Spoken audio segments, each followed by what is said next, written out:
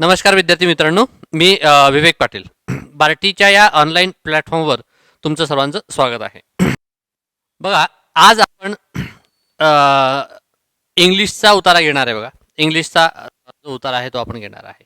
मग इंग्लिशच्या उतार्यांची काय स्ट्रॅटेजी असायला पाहिजे सोडवण्याची, तो कॉम्प्रिहेन्शन त्यामध्ये चेक करतात की लँग्वेज चेक करतात, हे पण आपल्याला बघायला पाहिजे. ठीक आहे, तर एक्झॅक्टली याला सोडवण्याची काही पद्धती आहे का? इंग्लिश या तर येस, मी म्हणेल की इंग्लिशचं तुम्हाला थोडंफार तरी नॉलेज याच्यामध्ये लागेल. ठीक आहे, त्यानंतर याच्या काही कंडिशन्स आहेत. बघा, दोन गोष्टी फार महत्त्वाच्या आहेत इंग्लिशचा उतारा सोडवण्याच्या आधी. दोन गोष्टी फार महत्त्वाच्या आहेत. त्या कुठल्या आहेत बघा? पहिली गोष्ट आहे की तुम्हाला थोडंफार प्रमाणात इंग्लिश यायला पाहिजे. म्हणजे मला असं वाटतं की तुम्ही आता MPSCचा राज्यसेवेचा अभ्यास करताय, तुमच्या मेन्सला मुख्य परीक्षेला इंग्लिश आहे, तर तुम्ही काही ना काही प्रमाणात इंग्लिशचा अभ्यास केलेलाच असतो सर्वांनी. तर तेवढ्या इंग्लिशच्या अभ्यासावर सुद्धा आपला जो हे आहे इंग्लिशचा उतारा आहे तो सुटतो. बघा, तर किती क्वेश्चन्स येतात, काय येतात, हे सर्व आपल्याला बघायला पाहिजे. बघा, तर पहिली गोष्ट मी तुम्हाला सांगितली, इंग्लिशचे उतारे सोडवताना तुम्हाला थोडंफार तरी नॉलेज याचं पाहिजे. आणि दुसरी गोष्ट म्हणजे काय पाहिजे, तर करेज पाहिजे. बघा, ती डेअरिंग पाहिजे, ती हिंमत पाहिजे, ते एक धैर्य झालं पाहिजे की आपल्याला सोडवता येतो, हा विश्वास तुमचा स्वतःवर पाहिजे की येस, मला हे सोडवायचं आणि मी हे करणार आहे. ह्या दोन गोष्टी जर तुम्हाला येत असतील तर मला असं वाटतं की इंग्लिशचे 5 पैकी किमान 3 क्वेश्चन्स तरी, 3 ते 4 क्वेश्चन्स तरी तुमचे बरोबर येऊ शकतात. बघा, एक क्वेश्चन याचा फक्त कठीण असतो, तेवढा मला वाटतं मॅनेज झाला तर तो नाही सोडला तरी पण चालेल, पण 3 ते 4 क्वेश्चन्स हे तुमचे यायलाच पाहिजेत. बघा, बरोबर. आता इंग्लिशचं महत्त्व का आहे? इंग्लिशचं महत्त्व का आहे?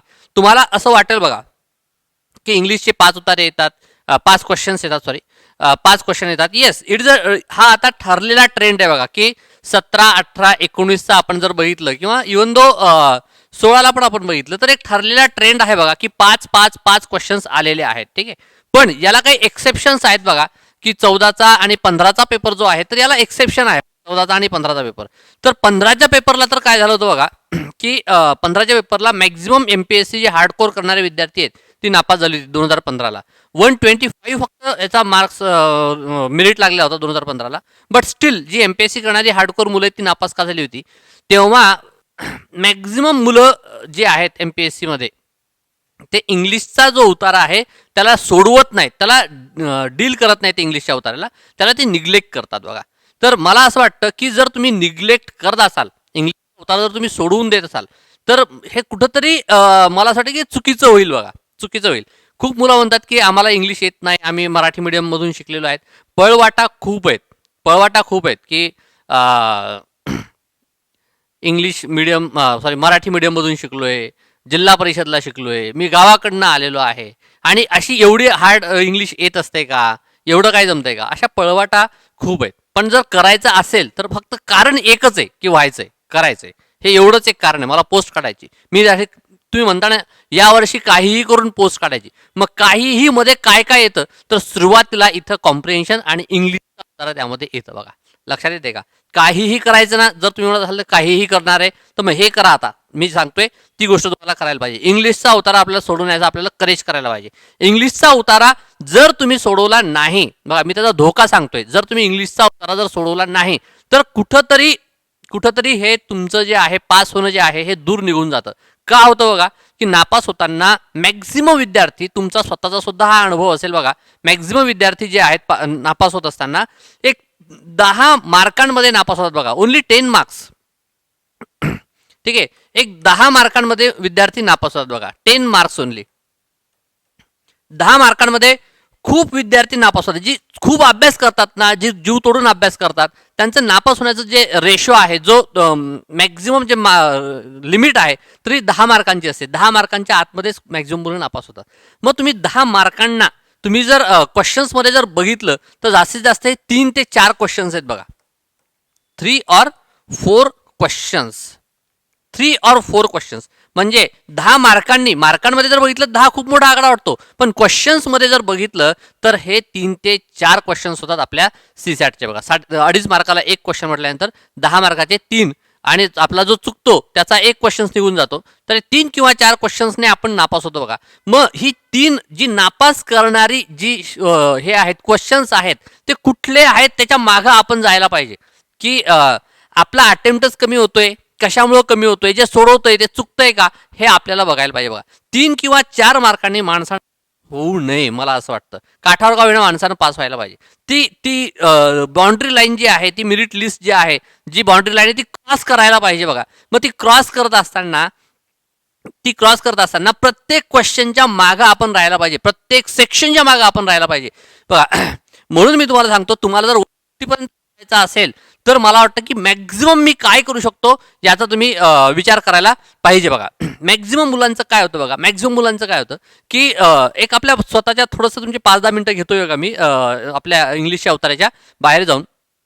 मॅक्झिमम मुलांचं काय होतं की मुलं इंग्लिश आपल्याला जमेल, इंग्लिश आपल्याला येतं हे ॲक्सेप्ट करायलाच तयार नाहीत बघा.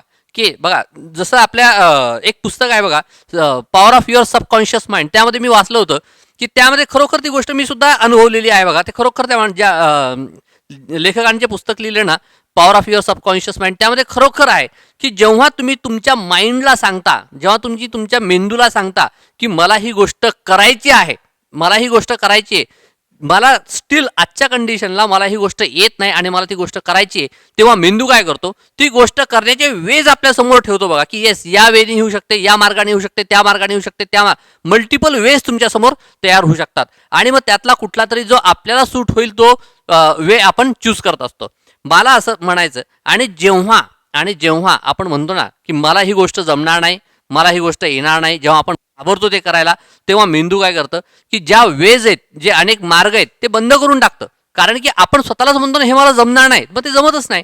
कारण की मग प्रयत्न जे करायचे ते बंद होऊन जातात ना, मग ते कधीच जमणार नाही.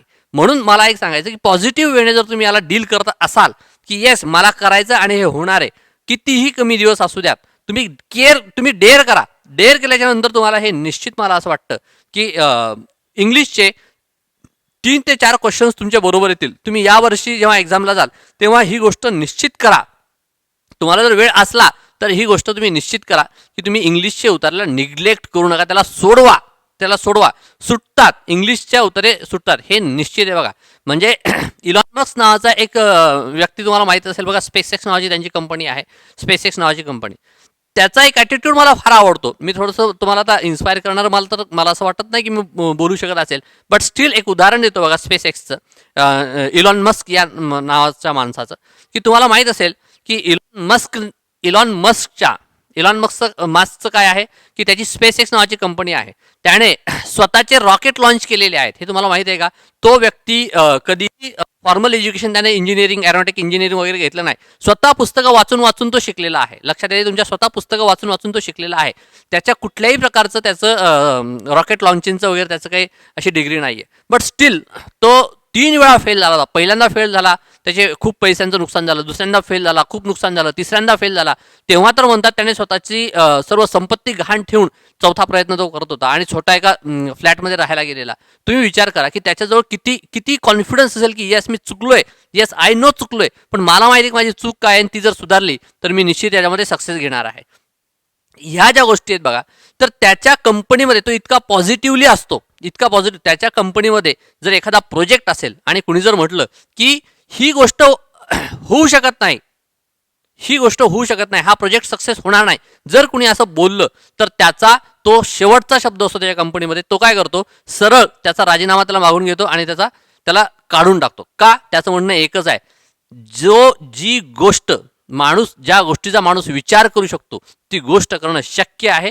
फक्त तुम्हाला काय करायचं, त्याचे वेगळे काय मार्ग आहेत ते तुम्हाला शोधायचे आहेत. जर तुम्ही मार्ग शोधण्याच्या आधीच जर तुम्ही हार मानत असाल तर तुमचा माणूस म्हणून जगण्याचा काही अधिकार नाहीये. आपल्याला तर फक्त इंग्लिशचा उतारा सोडवायचा जो 10वीच्या लेवलचा आहे. ठीक आहे, जो 10वीच्या लेवलचा आहे, जो इंडियन एक्सप्रेस जर तुम्ही थोडासा वाचला आठवडाभर तरीही इम्प्रूव्हमेंट होण्यासारखी गोष्ट आहे. याच्यामध्ये 2 क्वेश्चन्स तर मी आता 18-19ला बघितले, 2 क्वेश्चन हे फक्त ओक्यावर आहेत आपल्या इंग्लिशमधले. आणि ओक्यावरचे जर क्वेश्चन तुमचे सुटत असतील तर 2 क्वेश्चन तुमचे सुटतात. एक क्वेश्चन सोपा असतो तेवढा सोडायचा, 3 क्वेश्चन तुमचे होऊन जातात. बस याच्या 4 क्वेश्चन सोडवायचे, 3 बरोबर आले पाहिजे. एक ज्याचा काही आपल्याला संबंधच लागला नाही, ज्याचा अर्थ समजला नाही, तिकडे घुसायचं नाही. सिम्पल गोष्ट आहे बघा. म्हणून मला एवढं सांगायचं की करेज करा, इंग्लिशवर थोडंसं काम करा. थोडंसं आता एक्झामला जाण्याआधी तुमच्या त्या माइंडचा याच्यामध्ये एक 10 ते 15 मिनिटं इंडियन एक्सप्रेसचा पेपर वाचा. 15 मिनिटं, एक 50च ओळी वाचा बस. त्याच्या पलीकडे काही करू नका. जेवढे शब्द अडकतात त्याला तुम्ही शोधा, त्याचा अर्थ काय होतो. पाठ करा ते. मला 5-50 शब्द जरी पाठ झाले त्यातलं जर तुमचं नशीब चांगलं असेल तर येऊन जाईल, नाहीतर काय होईल, वाचून वाचून तुम्हाला ती सवय लागेल की येस हे आपलं होऊ शकतं म्हणून. म्हणून मला एक म्हणायचं की करेज असेल, पॉझिटिव्ह ॲटिट्यूड असेल, ही एक्झाम पॉझिटिव्ह ॲटिट्यूडचीच आहे बघा. MPSCची जी एक्झाम आहे, राज्यसेवेची जी एक्झाम्स आहे ती फार याचीच आहे. म्हणजे आमचे एक सर आहेत ते म्हणतात नेहमी बघा की हुशार नको, एक्झामला माणूस हुशार नको तर चतुर पाहिजे. तर ह्या चतुराईच्या ज्या गोष्टी आहेत त्या करायला पाहिजेत बघा आपण सर्व काही. मग तुम्हाला ॲटलिस्ट मला वाटतं की जर तुम्ही सोडवला हा उतारा तर तुम्ही कुठेतरी 3 क्वेश्चन्स तुम्ही पॉझिटिव्हमध्ये असाल तर 7.5 मार्क्स आहेत बघा. 7.5 मार्क्स तुम्ही गेन करता, 7.5 मार्क्स तुम्ही गेन करता. एक 3 ते 4 मिनिटांमध्ये तुम्ही गेन करू शकता एक 7.5 मार्क्स, आणि तेवढाच तो बूस्ट असतो बघा. म्हणजे ठीक आहे, तुमचा चांगला पेपर गेला असेल, जर मार्केट सांगत असेल की 190ला 180ला मेरिट लागणार आहे, तुम्ही जर 200 250च्या प्लस असाल तर एक सांगतो XYZ उदाहरण, तर अभ्यासाची जी गती आहे बघा प्रिलिम झाल्याच्या नंतर ती किती जोरात असते. आणि जर 180 190 जर मार्केट सांगत असेल 190 मेरिट लागणार आहे आणि आपण जर 185 वर असो, अभ्यासच होत नाही, अभ्यासच होत नाही. ते सगळे दिवस पास होऊन पण फायदा होत नाही. म्हणून मला असं वाटतं की जर पास व्हायचं असेल तर इंग्लिशला निग्लेक्ट करू नका. ठीक आहे, इंग्लिशला निग्लेक्ट करू नका, हे सोडवायलाच पाहिजे. ठीक आहे, आता बघा आपण काय करूया, डायरेक्टली इंग्लिशचा जो उतार आहे त्यामध्ये थोडंसं जाऊया बघा. आता आपण कुठला सोडणार आहे, हा उतारा सोडण्याच्या आधी, हा उतारा माझा एक्सप्लेनेशनच्या आधी तुम्ही सोडवणं गरजेचं आहे बघा. 2013चा हा उतारा आहे. ठीक आहे, 2013चा उतारा आहे. 46 to 50 यामध्ये 2 उतार आहेत बघा. म्हणजे 5च क्वेश्चन्स आहेत पण 2 उतारे आहेत त्याच्यामध्ये. एक छोटा आहे एकदम आणि एक मीडियम साईजचा आहे. तर आता बघा, उतारे सोडवताना आपल्याला जर समजा तुम्ही हा उतारा सोडवला नसेल आणि डायरेक्टली तुम्ही माझं लेक्चर ऐकत असाल तर मी तुम्हाला म्हणेल की हे लेक्चर पॉज करा, जिथं आहे तिथे पॉज करा आणि आधी 2013चे सोडवा. ठीक आहे, आधी सोडवा. ठीक आहे, आणि आता बघा, हा उतारा जर तुम्हाला सोडवायचा असेल तर तुम्हाला कुठल्या गोष्टींवर लक्ष ठेवायला पाहिजे हे फार गरजेचं आहे. ओक्यात तुमची थोडी फार तुम्हाला यायला पाहिजे बघा. आता बघा, या उतार्यामध्ये समजा हा उतारा आता आपला आहे, हा उतारा आहे बघा. याच्यामध्ये काही शब्द आलेले आहेत. ठीक आहे, याच्यामध्ये काही शब्द आलेले आहेत, ते शब्द आपल्याला माहीत पाहिजेत. त्या शब्दांचे अर्थ आपल्याला कुठं ना कुठं माहीत पाहिजेत बघा. आणि हे जे शब्द आहेत ना, हे तुम्ही आठवडाभर जर पेपर वाचला तर त्यामध्ये मॅक्झिमम वेळा आलेले असतात बघा, खूप वेळा आलेले असतात बघा हे. आता बघा इथं काय क्वेश्चन्स आहे, ॲपॅर्थाईड हा इथे एक वर्ड आहे बघा. ॲपॅर्थाईड हा इम्पॉर्टंट वर्ड आहे, याचा अर्थ आपल्याला माहित पाहिजे. मी तुम्हाला सांगतो ॲपॅर्थाईडचा अर्थ काय होतो.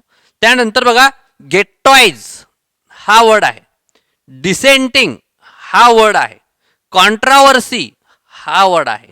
ठीक आहे, प्रपोनंट हे एवढा महत्वाचा नाही. ठीक आहे, ते सगळ्यांना माहीत असतो. पण ॲपॅर्थाईड, डिसेंडंट आणि गेटॉइज हे शब्द जे आहेत हे तुम्हाला माहीतच पाहिजेत बघा. हे का माहीत पाहिजेत, कारण की हे 3च जातात बघा. याच्यामध्ये 3 ते 4 शब्द आहेत जे नॉर्मल इंग्लिशपेक्षा थोडेसे वेगळे आहेत. काय म्हणतोय मी, याच्यामध्ये तुम्हाला शॉक लागेल बघा, फक्त 4 शब्द, 4 ते 5 शब्द फक्त हे आपल्या नॉर्मल इंग्लिशपेक्षा वेगळे, जे की आपण डेली लाईफमध्ये इंग्लिश वाचतो त्यापेक्षा थोडेसे वेगळे. त्याच्यावर जर होल्ड आला, या शब्दांवर, या ओक्यावर जर होल्ड आला तर या पॅसेजमध्ये काहीच नाही, तर या पॅसेजमध्ये काहीही नाही. आता बघा, मी तुम्हाला सांगतो, 2 दिवस आधी जर तुम्ही इंडियन एक्सप्रेस वाचला असेल तर त्याच्यामध्ये गेटॉइज हा वर्ड आलेला आहे आणि ॲपॅर्थाईड हा वर्ड आलेला आहे. 2 दिवसाआधी झालेला आहे, लक्षात येते. पण मी वाचता माझ्या लक्षात आलं, अरे हे बघा, हे का न्यूजमध्ये आहेत. तर आता बघा, काही न्यूज आहेत की ज्याच्यामध्ये हे शब्द येत असतात बघा, आणि ज्या रनिंग न्यूज आहेत त्यामध्ये हे शब्द येत असतात बघा. तर त्याच्यामुळं मला वाटतं की पेपर वाचणे, पेपर रिडिंग करणे, एक छोटीशी एक 50 शब्दांची न्यूज वाचायची डेली, त्याच्यामधून आपल्या याची इंडियन एक्सप्रेसमधली, आणि त्याचे जे शब्द तुमचे अडतात ते बाजूला लिहून घ्यायचे एखाद्या वहीवर.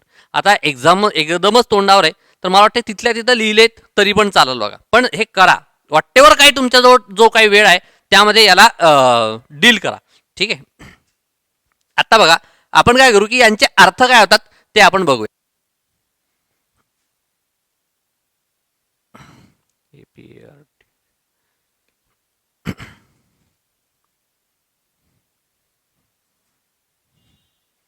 अपार्थाईड याचा अर्थ काय होतो, गेट्टो याच घेतो असं नाहीये, घेतो असा अर्थ आहे तो, घेतो. ठीक आहे. त्यानंतर अपॅर्थाईड, घेतो. अजून कुठला सांगितलं मी तुम्हाला तिकडे?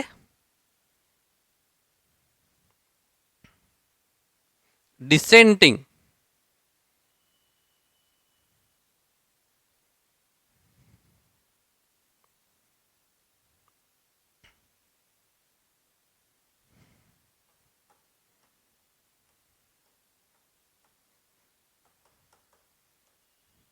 ठीक आहे. हे जे वर्ड्स आहेत बघा, हे जे वर्ड्स आहेत, आणि एक नंतर क्वेश्चन मध्ये एक वर्ड आलेला आहे पॅरिटी. पॅरिटी हा वर्ड तुम्हाला माहित असेल बघा. एक 3 ते 4 ते 5 वर्ड आहेत. अजून एक कक्कुन नावाचा एक वर्ड आहे, मी तुम्हाला नंतर सांगतो त्याचा अर्थ काय. अपॅर्थाईड या शब्दाचा अर्थ काय हे आपल्याला आधी माहित पाहिजे बघा. अपॅर्थाईड म्हणजे काय? अपॅर्थाईड म्हणजे काय?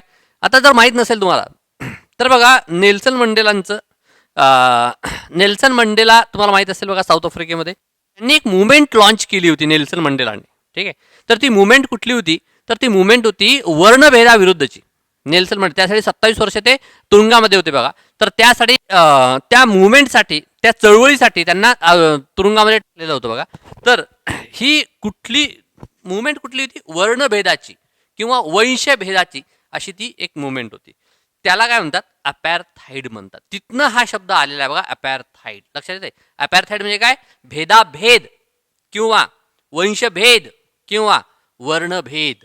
ठीक आहे. भेदभाव सगळ्यांना समानार्थी शब्द होतो अपॅर्थाईड. लक्षात येते?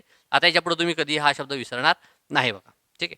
त्याच्यामुळं थोडंसं तुमचं वाचन जे आहे न्यूजपेपरचं हे थोडंसं पाहिजे बघा. खूप स्ट्रॉंग नाही म्हणणार मी, तुम्ही थोडं तरी इंटेन्शनली या 12.5 मार्कांसाठी, म्हणजे 5 क्वेश्चन्स आहेत, तर हे 12.5 मार्कांसाठी तुम्ही इंटेन्शनली काम करायला पाहिजे. इंटेन्शनली मी म्हणतो की हे मला इथं कामी येणार आहे.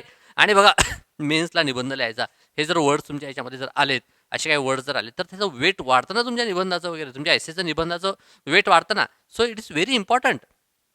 It is not about the prelim, it is about the process. लक्षात येते का? English is not about the prelim only, it is about the process. Process काय आहे? प्रिलिमला इंग्लिश आहे, मेन्सला इंग्लिश आहे, इंटरव्ह्यूला तुम्ही ऑप्ट करू शकता इंग्लिश, त्यानंतर तुम्हाला प्रशासनामध्ये गेल्याच्यानंतर इंग्लिश आहे. Yes, English is not only the language, English is the process of your life. प्रोसेसमध्ये तुम्ही जेव्हा येता, तुम्हाला इंग्लिश ही कंपल्सरी असते बघा. कंपल्सरी इंग्लिश ही तुम्हाला आहेच बघा सर्व लोकांना. सो म्हणून इंग्लिशवर आजपासून काम करा. जेवढा वेळ मिळेल तेवढं काम करा. कारण की मेन्सला पण तुम्हाला इंग्लिश येणार आहे, प्रिलिमला पण आहे, त्यानंतर एसएचा पेपर आहे. आयुष्यात तुम्हाला इंग्लिशचं काम पडणार आहे, नाही का? तर ह्या गोष्टी फार इम्पॉर्टंट आहेत बघा.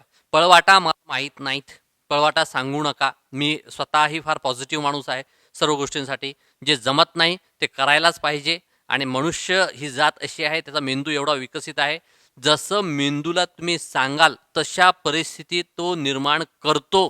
हे 100% खरं आहे. हे 100, याच्यावर विश्वास तुम्हाला ठेवायलाच पाहिजे. तुम्ही जर म्हटलं मी करू शकतो, तर मार्ग तुमच्यासमोर आपोआप येतील बघा. तुम्ही मार्ग शोधणार बघा. ती तळमळ तुमच्यामध्ये पाहिजे. तुम्ही जर म्हटलं की हे होऊ शकत नाही, तर मार्ग तुमचे बंद होऊन जातात. जो डोक्याचं जे ढक्कन आहे, जे झाकण आहे, ते बंद होऊन जातं.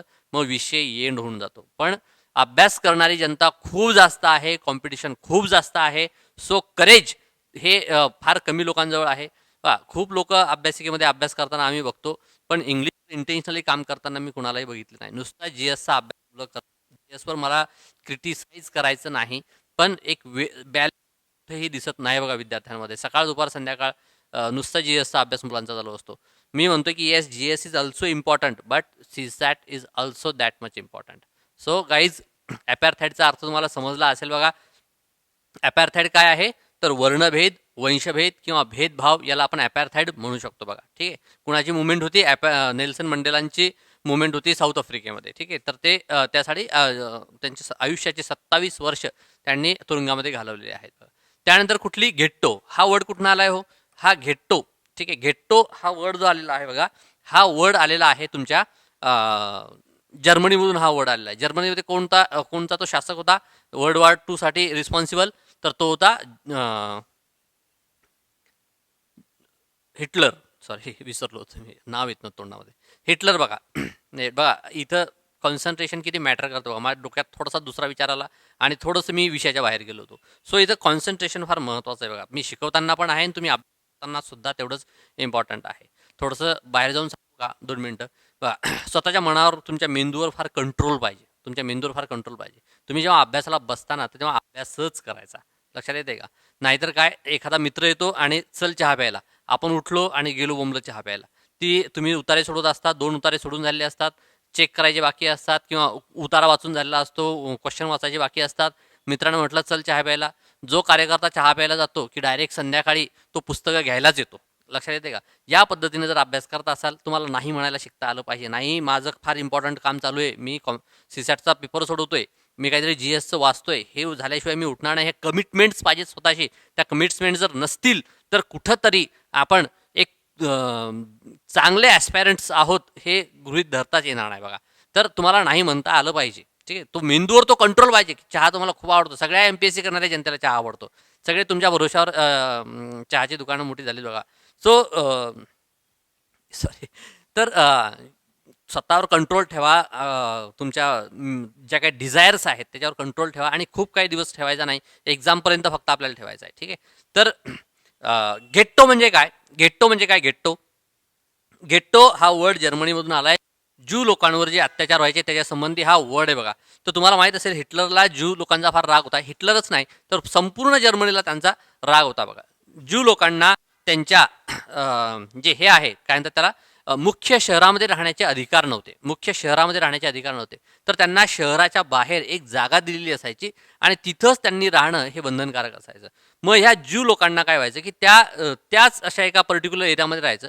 मग त्या पर्टिक्युलर एरियाची कशी परिस्थिती असायची, एकदम कॉम्पॅक्ट घरं, खूप जास्त लोक आणि एकदम कॉम्पॅक्टली घरामध्ये ते राहायचे. म्हणजे काय, एकदम छोटी छोटी घरं, अशी घरं की जिथं म्हणजे सांडपाण्याची व्यवस्था नाहीये, लाईटनिंग नाहीये, हवेची व्यवस्था नाहीये, व्हेंटिलेशन नीट नाहीये आणि असे एक ऑप्रेस आणि डिप्रेस अशा लोकांची ती एक जागा असायची नाही का. तर अशा या ऑप्रेस डिप्रेस जागेला, जसं आपल्या इकडच्या झोपडपट्ट्या आहेत, त्याला घेट्टो हे नाव होतं बघा. त्या कॉलनीला घेट्टो, ज्यूसच्या कॉलनीला, जी गावाबाहेर शहराबाहेर असायची, त्याला घेट्टो हे नाव होतं बघा. घेट्टो, तिथनं हा वर्ड आलेला आहे. मग आता या कॉलनीला जर घेट्टो म्हणत असतील तर मग आता याला कुठले कुठले अर्थ आपण लावू शकतो?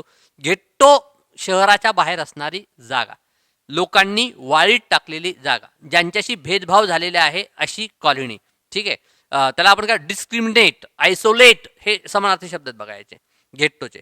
गेट्टॉईज म्हणजे वाळीत टाकणे. एखाद्या समाजाला, एखाद्या घराला जेव्हा समाज वाळीत टाकतो, जेव्हा त्याच्याशी संबंध तोडतो, त्याला काय म्हणतात, गेट्टॉईज केलंय यांना, इंग्लिशमध्ये त्याला म्हणतात. ठीक आहे. म्हणजे काय, त्याला वाळीत टाकलेलं आहे. हे वर्ड्स बघा. अशी त्याची थोडीशी हिस्ट्री जर असेल तर तुम्ही कधीही विसरणार नाही बघा. आणि हे मी कुठनं सांगतोय, तुम्ही जर डिक्शनरी ओपन केली तर यामध्ये थोडेसे हिस्टॉरिकल बॅकग्राऊंड सांगतात की कसे वर्ड्स वापरायचे हे सांगतात. सो हे त्यानेच इम्प्रूव्हमेंट होतं. डेली बेसिसवर हे जर तुम्ही केलं तर हे होतं इम्प्रूव्हमेंट. ठीक आहे.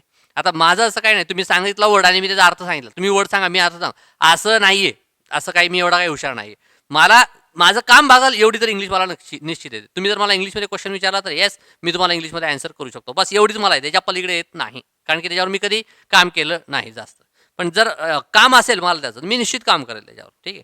सो गाईज, आपल्याला डेअर करायचं आहे सर्व गोष्टींसाठी. गेट्टोचा अर्थ समजला, अपॅर्थाईडचा अर्थ समजला. डिसेंटिंग म्हणजे काय हो? डिसोडंट हा एक वर्ड आहे, त्यापासून डिसेंटिंग हा वर्ड निर्माण झाला बघा. आत्ता हे न्यूजमध्ये होतं काही मागच्या वर्षी वगैरे, की चायनीज एक व्यक्ती आहे, चीनचा एक नागरिक आहे, त्याला शांततेचं नोबेल मिळालं होतं बघा काही वर्षांआधी शांततेचं नोबेल.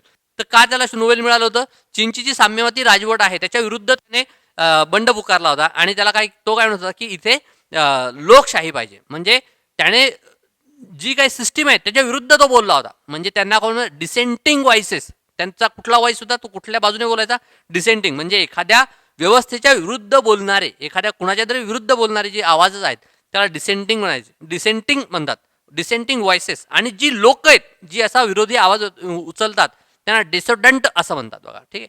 तर हे वर्ड्स आहे बघा. डिसोडंट म्हणजे काय, कशाच्या तरी विरुद्ध बोलणारे. गेट्टो म्हणजे काय, वाळीत टाकलेली जागा. आणि अपॅर्थाईड म्हणजे काय, वर्णभेदीपणा. आणि पॅरिटी या शब्दाचा अर्थ काय, UPSCचा जर इथिक्सचा सिलेबस बघितला त्यामध्ये पॅरिटी हे शब्द आहे बघा. पॅरिटी म्हणजे समानता.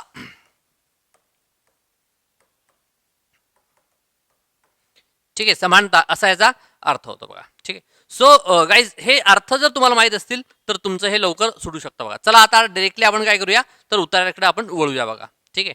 तर महत्त्वाच्या काय गोष्टी सांगितल्या, थोडीशी ओकॅप, थोडीशी सवय आणि इंग्लिश वाचण्याची सवय, थोडीशी ओकॅप आणि थोडंसं डेअरिंग ह्या गोष्टी जर असतील आणि इच्छा सगळ्यात महत्त्वाची काय की मी हे करू शकतो ही इच्छा जर असेल तर तुम्ही हे सोडवू शकता बघा. चला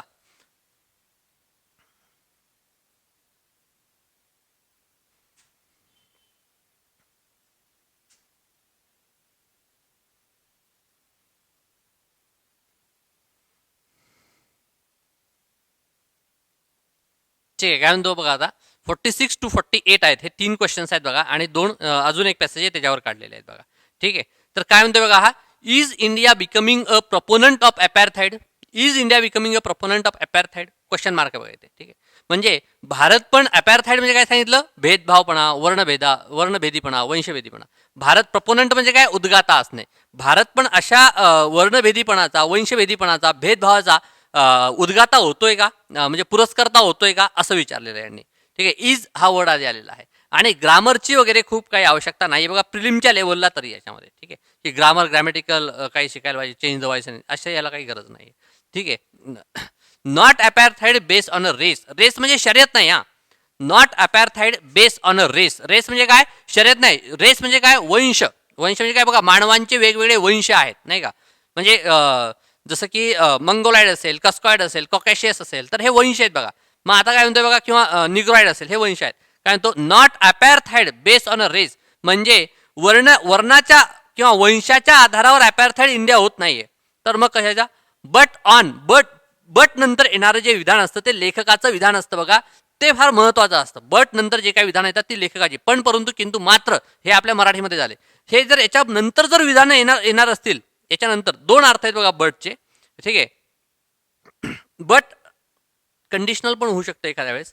2014चा जो सैफूभाईचा पॅसेज आहे बघा त्यामध्ये लास्ट क्वेश्चन जो आहे हा म्हणजे लास्ट पॅरा जसा येतो तेव्हा तो कंडिशनल होतो का पण हा शब्द कंडिशनल होतो तर ते पण आहे बघा. ते पण सांगतो मी तुम्हाला. बट पण परंतु किंतु मात्र नंतर येणारी जी विधानं असतात बघा ती लेखकाची स्पेशल स्वतःची विधानं असतात बघा.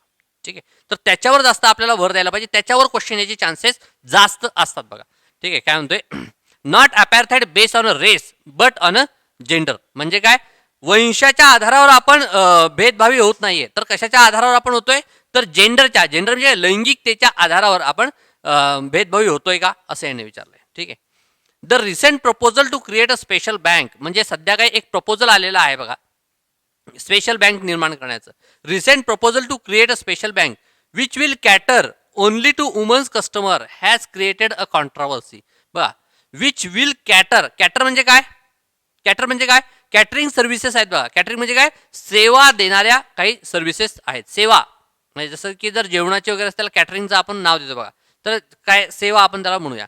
ठीक आहे. विच विल कॅटर ओनली हा शब्द इम्पॉर्टंट आहे आपल्या स्ट्रॉंग करतोय स्टेटमेंट जसं मराठीच्या पॅसेजेसमध्ये करतोय कॉम्प्रिहेन्शनमध्ये आकलनामध्ये करतो तसं.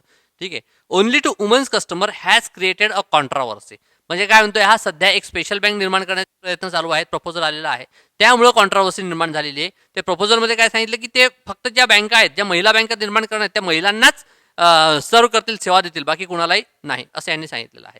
याच्यामुळं कॉन्ट्रावर्सी निर्माण झाली. आता कॉन्ट्रावर्सी मतभेद कॉन्ट्रावर्सीला मराठीमध्ये काय म्हणतात तर मतभेद म्हणजे याचा अर्थ काय तिथं दोन मतं तरी किमान असायला पाहिजेत बघा. ठीक आहे. किमान दोन मतं असायला पाहिजे. Has created a controversy while a women's bank has been widely held by many while the women's bank has been widely held by many as socially progressive idea in that most women would feel more comfortable dealing with others women in a women's only situation. काय म्हणतोय बघा widely held by many म्हणजे काय अनेक लोकांनी many म्हणजे काय अनेक लोकांनी मेनी या शब्दाला गोल करायचा याच्यावर क्वेश्चन याचे चान्सेस जास्त आहेत बघा. नाही इंग्लिशच्या पॅसेजमध्ये पण मराठीला याच्यावर क्वेश्चन्स आलेले आहेत. अनेक या शब्दावर क्वेश्चन्स आहेत बघा. ठीक आहे. Widely held by many as a socially progressive idea म्हणजे यांनी काय म्हटलं अनेक लोकांनी काय म्हटलंय की येस ही सोशली प्रोग्रेसिव्ह आयडिया आहे. सोशली प्रोग्रेसिव्ह आयडिया आहे. मग त्याच्या आता अनेक लोकांनी म्हटलं असेल तर काही लोक तरी याच्या विरुद्ध बोलणारे असतील ती कॉन्ट्रावर्सी असायला पाहिजे. काय म्हणतोय widely held by many as a socially progressive idea in that most women would feel more comfortable dealing with others women in a women's only situation.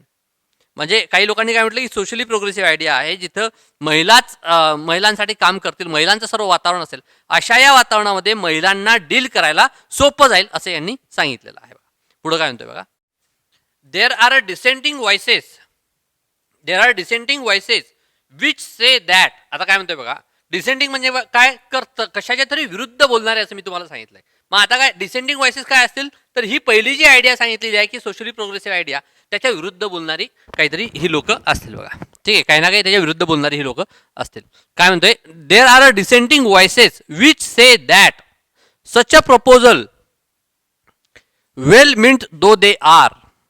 म्हणजे सध्याचं जे काही प्रपोजल आहे त्याचा उद्देश फार चांगला आहे, त्याचा उद्देश फार चांगला आहे असं यांनी म्हटलंय. Okay, oh well meant though they are will serve to further ghettoise women, will serve to further ghettoise women in already oppressively male centric scheme of thing. म्हणजे काय त्याचा उद्देश, या जो काही तुम्ही बँक तयार करताय त्याचा उद्देश फार चांगला आहे की महिलांसाठीच महिलांना तिथं काम होईल. ठीक आहे, पण याने काय होईल म्हणतोय बघा, will serve to further ghettoise woman. म्हणजे काय म्हणतोय की आधीच महिला ह्या समाजाच्या मुख्य धारेपासून दूर आहेत, मग तुम्ही अजून यांना वेगळं करताय. मग वेगळं कसं करायचं, पुढे काय सांगितलं, इन ऑलरेडी, म्हणजे ऑलरेडी काय म्हणतोय बघा, हे शब्द मत आहे, already oppressively male centric scheme of thing. म्हणजे सध्याच्या कंडिशनला आपल्या इथे काय म्हणतोय, हा male centric scheme of thing म्हणजे काय, पुरुष प्रधानता आपल्या इथे आधीच आहे. पुरुष प्रधानता म्हणजे काय, कुठेही माणसं पुढं आहेत, ते सर्व निर्णय घेतात, त्यांच्यासाठी सर्व काही आपण सार्वजनिक ठिकाणी त्यांच्यासाठी यूज होतात. मग अशा या male centric scheme of thing म्हणजे आधीच पुरुष प्रधानता असताना तुम्ही जर महिलांसाठी जर वेगळं केलं तर समाजाच्या मुख्य धारेपासून तुम्ही महिलांना अजून वेगळं काढताय असं हा म्हणतोय बघा. ठीक आहे, असे डिसेंटिंग व्हॉइसेस म्हणतात. Proponent of this point of view, this point म्हणजे कुठला पॉइंट, धिस पॉइंट म्हणजे कुठला पॉइंट, तर याच्या विरुद्ध जे बोलतायत ती लोक. ठीक आहे, याच्या विरुद्ध जी बोलतायत ती लोक. Will proponent of this point of view argue that what is needed is not to cocoon woman. We argue म्हणजे काय, आपले मुद्दे टाकणे. Will argue that what is needed, काय कशाची गरज आहे, is not to cocoon woman in a protective environment. cocoon म्हणजे काय, cocoon COCOON, cocoon म्हणजे काय, तुम्ही बघा तो रेशीमचा किडा बघितला असेल बघा, ते लहानपणी आपण बघितलं असेल बघा, त्या रेशीमच्या झाडावर असतो तो रेशीमचा किडा बघा. तर ते एका त्याचं एक स्वतःचं जाळं असतं बघा, त्याचं एक घर असतं नाही का, तो असा एकदा एक अंडाकृती असा एक छोटासा बल असतो, त्याच्या आतमध्ये तो किडा खाऊन खाऊन ते तयार करतो बघा तो नाही का. तर तो जो त्याचं घर असतं ते कोश, त्याला म्हणतो बघा कोश, त्या कोशाच्या त्या घरामध्ये जो राहतो त्याला काय म्हणतात, ककून म्हणतात. एकदम स्ट्रॉंग असतं ते, त्याच्यामध्ये राहतो बघा. त्यापासून ते पुढं मग त्याच्यामध्ये ते धागे वगैरे काढून ते त्याचं फॅब्रिक तयार होतं. फॅब्रिक म्हणजे कापड नाही का. काय म्हणतोय बघा, त्याचा मग आता अर्थ काय होतो बघूया. अर्ग्यू that what is needed is not cocoon woman in a protective environment specially reserve for them. म्हणजे महिलांना असं काही देऊ नका की त्यांच्यासाठी स्पेशल प्रोटेक्टिव्ह एन्व्हायरमेंट तयार करू नका. मग कसं की be they in a form of ladies coaches in a trains or in a metros, असं काय, or pink auto rickshaws meant only for women's passenger but to enable them to share a common public spaces. काय म्हणतोय बघा हा, and services with their male counter without fearing for their safety. याचा अर्थ काय होतो की महिलांना एखादं असं काही ककून एखाद्या प्रोटेक्टिव्ह एन्व्हायरमेंटमध्ये त्या ठेवू नका की त्यांच्यासाठी ते स्पेशल रिझर्व असेल. ॲटो रिक्षा, पिंक ॲटो रिक्षाची नावाची कॉन्सेप्ट होती बघा, त्यामध्ये काय फक्त महिलाच प्रवास करतील. किंवा मग अजून काय होतं की लेडीज कोचेस आहेत बघा मेट्रोमध्ये किंवा मुंबईच्या लोकल ट्रेन्समध्ये, त्या लोकांना लेडीजसाठी स्पेशल काही ट्रेन डबे रिझर्व असतात, आरक्षित असतात. तर असं काही करू नका. पण काय करायचं बघा, बट नंतर येणारं जे विधान आहे हे लेखकाचं स्वतःचं विधान असते, याच्यावर क्वेश्चन याचे चान्सेस जास्त असतात बघा. लक्षात ठेवा की क्वेश्चन कुठं, मी तुम्हाला आधीपासून एकच स्ट्रॅटेजी सांगतोय की क्वेश्चन कुठं येतो हे मॅटर करतं. ठीक आहे, हे मॅटर करतं. Without male counterpart without fearing for their safety but to enable them. इनेबलचा अर्थ काय होतो, but to enable them. Enable आपल्या मोबाईलमध्ये काही हे असतात बघा, काही ॲप्स आहेत, त्याला आपण म्हणतो, आपल्याला तो विचारतो नेहमी आपला मोबाईल की याला नोटिफिकेशन येतात बघा की याला इनेबल करू की याला डिसेबल करू. इनेबल म्हणजे काय, सक्षम करणे. डिसेबल म्हणजे त्याची ती शक्ती काढून घेणे. ठीक आहे, इनेबल म्हणजे काय, सक्षम करणे असं आपण म्हणू शकतो. आता मग त्याचा अर्थ काय होतो, but to enable them to share common public spaces. म्हणजे महिलांना तुम्ही असं सक्षम करा की ते सार्वजनिक ठिकाणं त्यांना यूज करता आली पाहिजे, त्याचा वापर त्यांना करता आला पाहिजे. And services with mail counter without fearing for their safety. त्यांच्या सुरक्षेच्या कुठल्याही भीतीशिवाय त्यांना हे सर्व वापर करता आला पाहिजे. म्हणजेच काय, त्यांना असं इनेबल करा, त्यांना सक्षम करा, तसं असं म्हटलेलं आहे बघा. हे जे आहेत ना बट नंतर येणारे, ही विधानं लेखकाची स्वतःची असतात बघा. पुढे काय म्हणतो बघा, women's only bank and similar facilities. Women's only bank म्हणजे वुमन्स बँक आणि वुमन्स ओनली महिला बँक ती तयार झाली तेव्हा माग. And similar facilities isolate woman from social mainstream. Isolate म्हणजे काय, डिस्क्रिमिनेट म्हणजे काय बघा, आयसोलेट.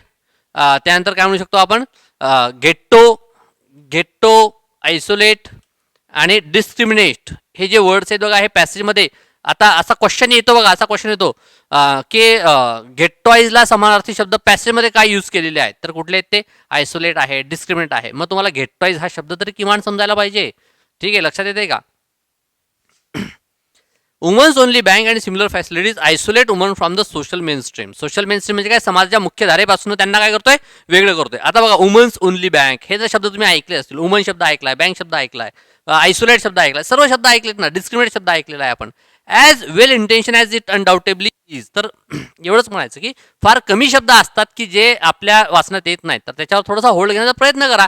वाचताना तुमच्या लक्षात येतं की हा शब्द मला माहीत नाही, अर्थ एखाद्या वेळेस नाही लागत चालेल, हा शब्द माहीत नसेल तर तो शब्द पाठ करायला पाहिजे बघा, तो शब्द पाठ करायला पाहिजे. ठीक आहे, आता बघा इकडे म्हणते, women's only bank and similar facilities isolate woman from social mainstream.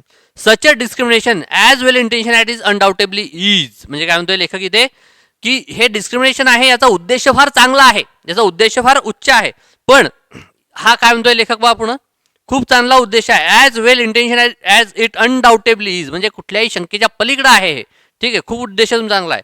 Is constitute a form of apartheid base not on race or skin colour but on a gender. म्हणजे काय करतोय हा, काहीतरी भेदभाव करतोय, हे जे आहे हा भेदभाव करतोय. मग कशाचा भेदभाव करतोय, तर रेसच्या म्हणजे वंशाच्या किंवा स्किन कलरच्या, तुमच्या त्वचेच्या रंगावरनं हे भेदभाव करत नाही, तर लैंगिकतेच्या आधारावर आपण भेदभाव करतोय. पॉझिटिव्ह वेन आपण भेदभाव करतोय, पण आपण भेदभाव करतोय, हे लेखकाचं म्हणणं आहे. ठीक आहे, पुढे काय म्हणतोय बघा,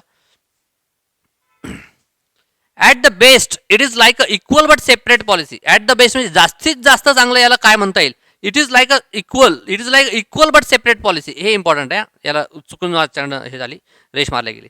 इक्वल बट सेपरेट पॉलिसी म्हणजे काय, समान पण वेगळी. आता इथं पुढे यांनी इंग्लिश काही उदाहरणं पण दिली बघा.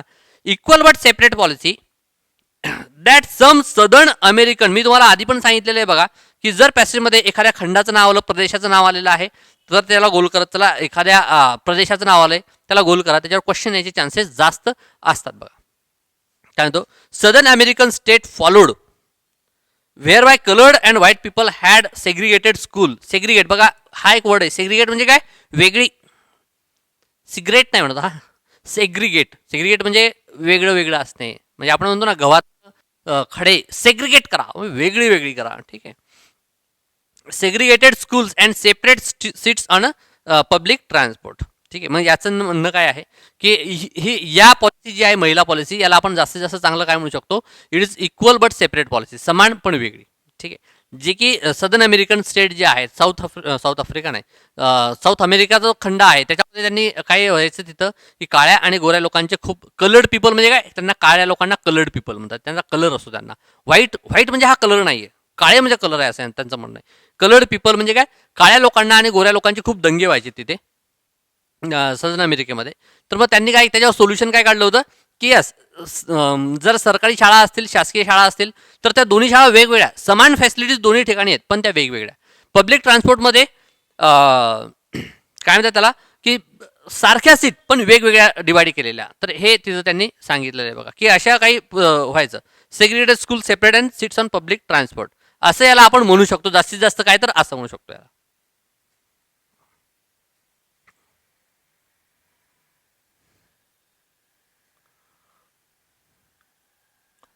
इन इफेक्ट, बोर मारतोय का, बोर नाही ना झालं तरी काय, तुमच्याजवळ ऑप्शन नाही आहे, ऐकायला लागणार. ठीक आहे, in effect this is another way of. मला माहिती आहे की हे समजणार नाही, डायरेक्टली वाचलं तुम्ही डायरेक्टली माझा लेक्चर ऐकत असाल तर समजणार नाही. लक्षात येते का, नाही समजणार.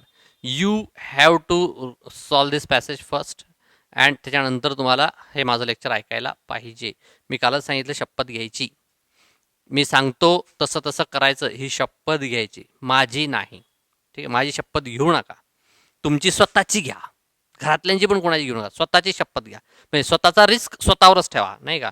म्हणजे तुम्ही शपथ घ्यायची आणि तुम्ही काम करायचं, म्हणजे आमची शपथ घ्या, करा आमचं काम, नाही, तुमची स्वतःची शपथ घ्यावा आणि मोकळं व्हा. का मी सांगतोय तसं ऐका, यासाठी शपथ आहे की मी सरांचं ऐकणार, सर जसं सांगतात तसं मी ऐकणार, निश्चित फायदा होणार. बघा मागच्या लेक्चरला खूप चांगल्या तुमच्या कमेंट्स आल्यात, मला खूप चांगलं वाटलंय, मी लाईक पण केल्या काही लोकांच्या कमेंट्स. बघा तर मला असं वाटतं की ह्या कमेंट्स ज्या आहेत ह्या इन्करेजिंग अशा ह्या कमेंट्स आहेत. बघा ठीक आहे, सो खरंच आहेत चांगल्या, खूप चांगलं वाटलं. अशा कमेंट्स टाका म्हणजे आम्हाला अजून चांगलं वाटतं, जी काही बार्टीची जी काही टीम काम करते ते अजून चांगलं वाटतं. ठीक आहे, चला पुढं काय म्हणतोय.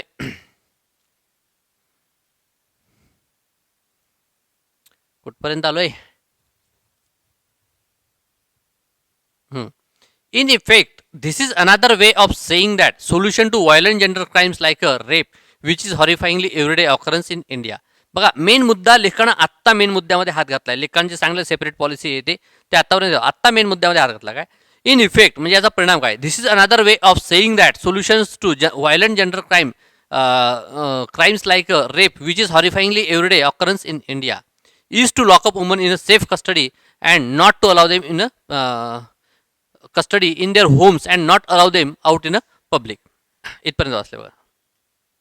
म्हणजे काय म्हणायचं लेखाला की याला आपण काय, याचा म्हणजे हे परिणाम, याला काय जास्त हे इन इफेक्ट की दिस इज अनदर वे, म्हणजे हा काही सोल्युशन नाही आहे. लेखाचं म्हणणं काय आहे की याला आपण सोल्युशन म्हणतोय कशाला, तर रेप सारख्या ज्या घटना, ज्या काही जेंडर क्राईम्स आहेत, रेप सारख्या घटना म्हणजे काही जेंडर क्राईम आहे, म्हणजे ह्या ज्या काही घटना भारतामध्ये होत आहेत, तर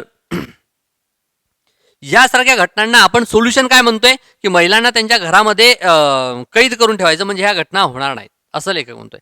म्हणजे काय, कोण रिस्पॉन्सिबल आहे या घटनांसाठी, महिला रिस्पॉन्सिबल आहे असं यांनी म्हटलेलं आहे. ठीक आहे, lock up woman in a safe custody of their homes, म्हणजे त्यांच्या घरामध्ये त्यांना बंद करायचं, कैद करायचं. And not to allow them in a public allow them out in a public, म्हणजे सार्वजनिक ठिकाणी त्यांना येऊ द्यायचं नाही, पब्लिकमध्ये येऊ द्यायचं नाही. पुढे काय म्हणते बघा. The response to such a solutions of course it is that it is not the presence of woman in a public places which is the cause of rape. म्हणजे काय लेखाला म्हणायचं बघा की रेप सारख्या घटनांसाठी कारण महिलांचं सार्वजनिक ठिकाणी उपलब्ध असणं नाहीये, तर काय कारण आहे. बट नंतर येणारं विधान लेखाचं असतं बघा, इथं आलाय बट पुन्हा.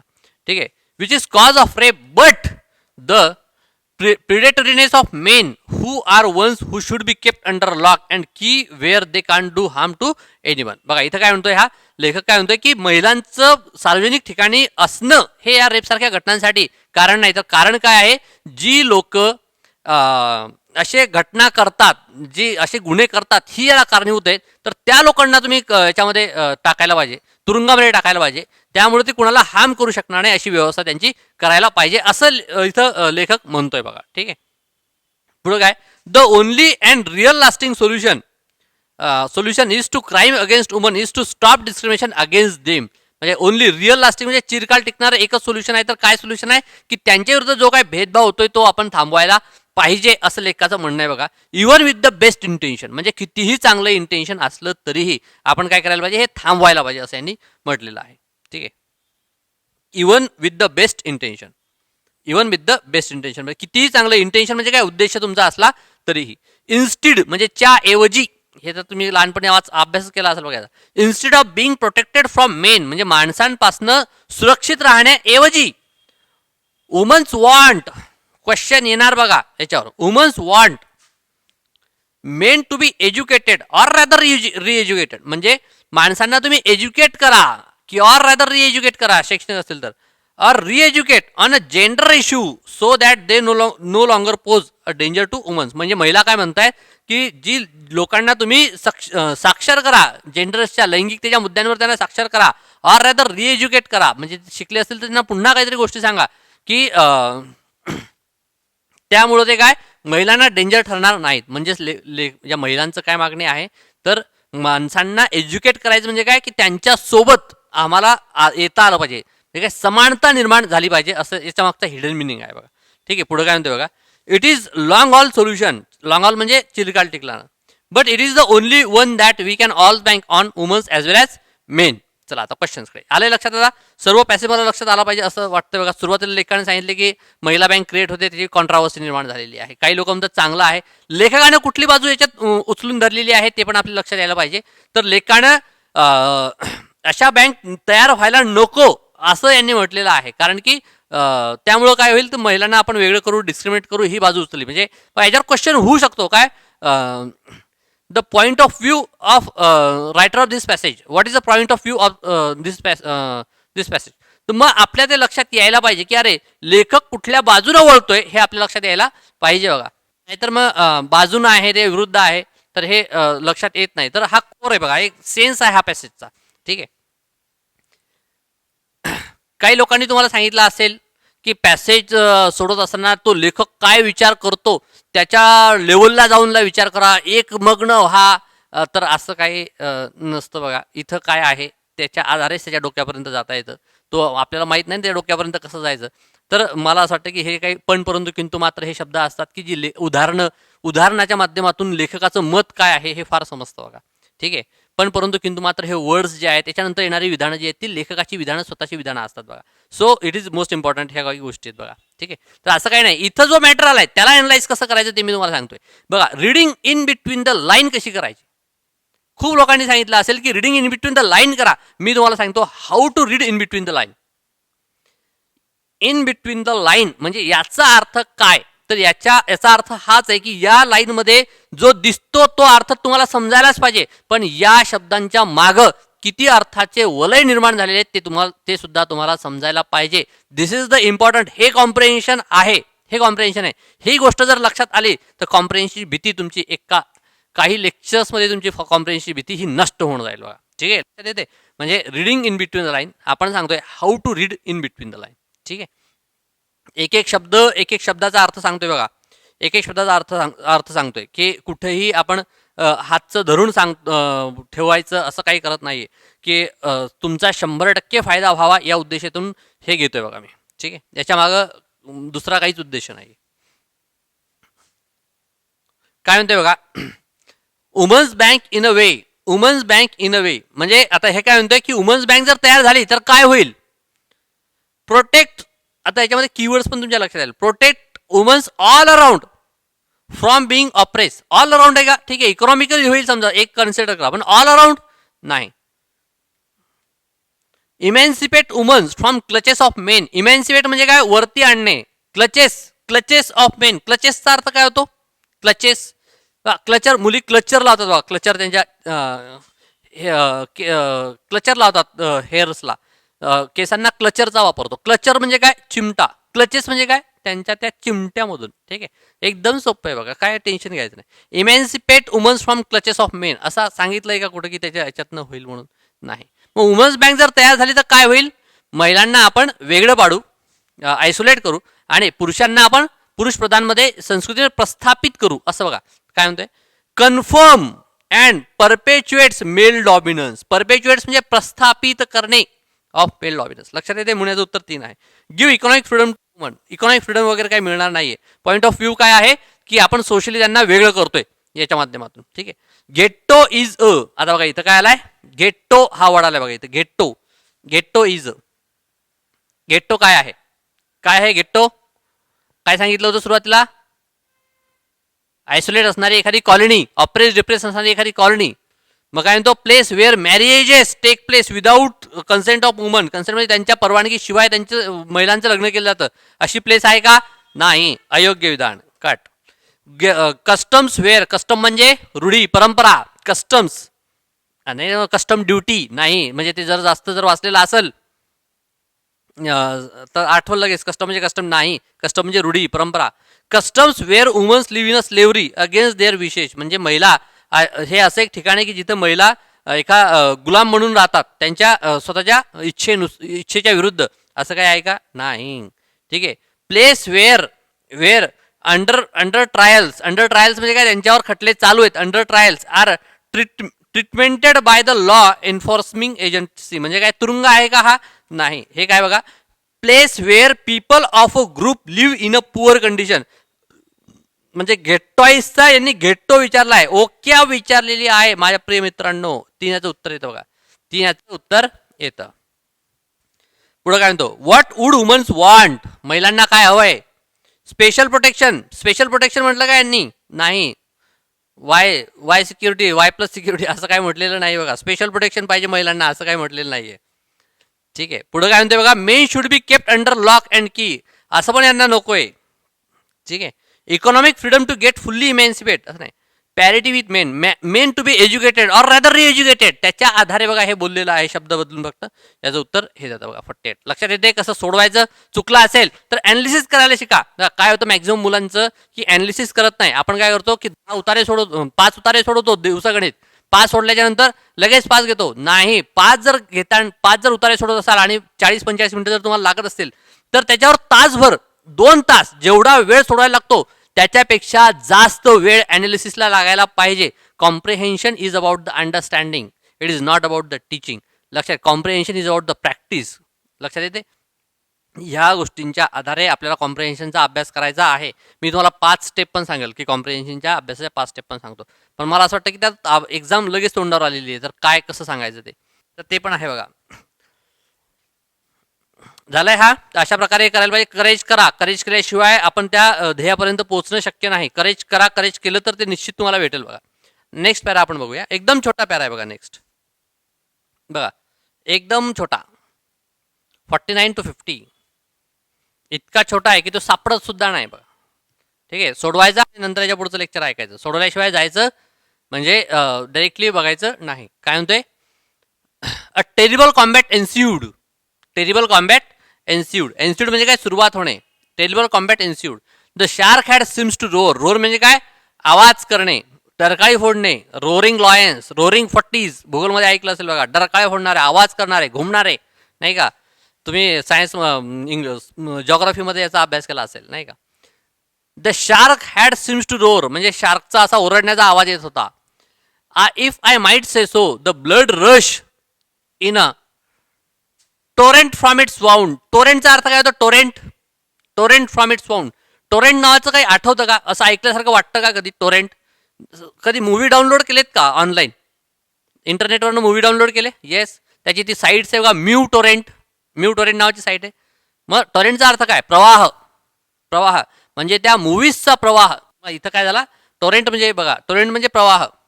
If I might say so, the blood rush in a torrents from its wound म्हणजे तिच्या याच्यामधून काय म्हणतात त्याला, जखमेमधून रक्ताचा प्रवाह वाहत होता.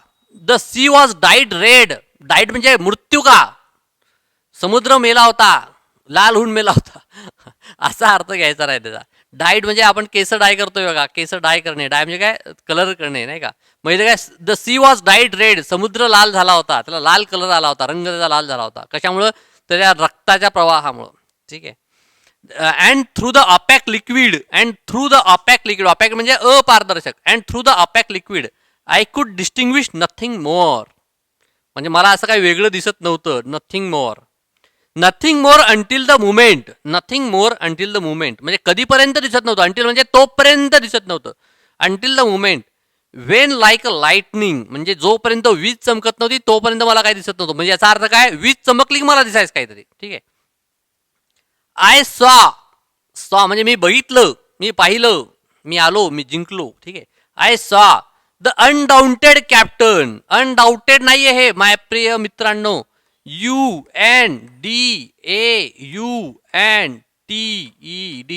अनडाउटेड म्हणजे काय, साहसी, फिअरलेस. अनडाउटेड कॅप्टन कसा होता, अनडाउटेड होता, साहसी होता, फिअरलेस होता. ठीक आहे. Captain hanging on one of the creatures fin म्हणजे तो एका क्रिएचर्सच्या फिनवर लटकलेला होता, अडकलेला होता. क्रिएचरचा अर्थ काय बघा, क्रिएचर याचा अर्थ काय होतो.